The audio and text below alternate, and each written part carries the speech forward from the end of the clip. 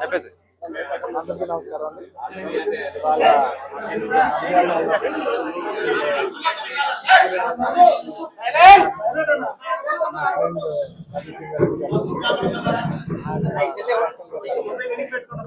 ఎన్నో ఆల్మోస్ట్ 13-14 సంవత్సరాలుగా ఆయన పాలిటిక్స్ లో రాకముందు గత 5 ఏళ్ళ నాకు వారానికి ఒకసారో లేదంటే 10 రోజులకు ఒకసారో 2 సార్లు కలిసేవారు. కానీ గత 5 ఏళ్ళుగా ఆయన ఆల్మోస్ట్ నాకు 6 నెలల సార్లు కలుస్తాను. అక్కడ తెలిసి నాకు ఎంత కష్టపడుతున్నాను, నిజంగా ఎంత కష్టపడుతున్న మనిషి కోసం వచ్చి కూర్చోవాలని నేను చాలా లోపల నుంచి అనిపించి నేను వాళ్ళు వచ్చాను. అండ్ ఆయన లాస్ట్ టైం అందరికి తెలిసిందే, క్లోజ్గా ఫాలో అవ్వదు తెలుసు. లాస్ట్ టైం ఆయన ఫస్ట్ టైం పాలిటిక్స్లో వచ్చినప్పుడు నేను ఒక ట్వీట్ పెట్టాను, బెస్ట్ విషెస్ పంపిస్తూ.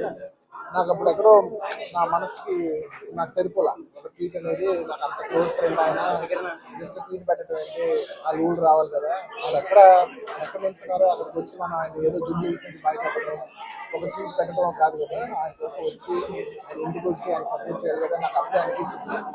చాలా టైం. సో ఈసారి ఎలాగైనా మళ్ళీ కంటెస్ట్ చేస్తే రావాలనుకున్నాను, వచ్చాను.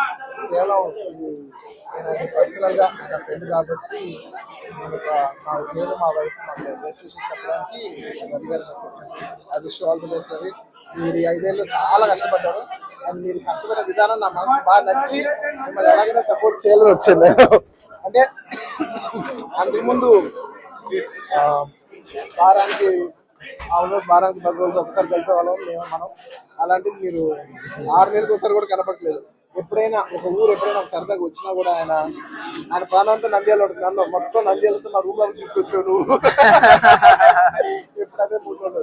సో అంత కష్టపడే మనిషికి ఖచ్చితంగా విజయం సాధించాలని నేను మనస్ఫూర్తిగా కోరుకుంటూ ఆయనకి పొలిటికల్ కెరియర్లో ఎన్నెన్ని మెట్లునో అవన్నీ ఆయన అచీవ్ చేయాలని, ఆయన అచీవ్ చేస్తే నేను చూసి పర్సనల్గా గెలుస్తాను. I wish you all the best. Thank you so much. Thank you. నేను చెప్పాలి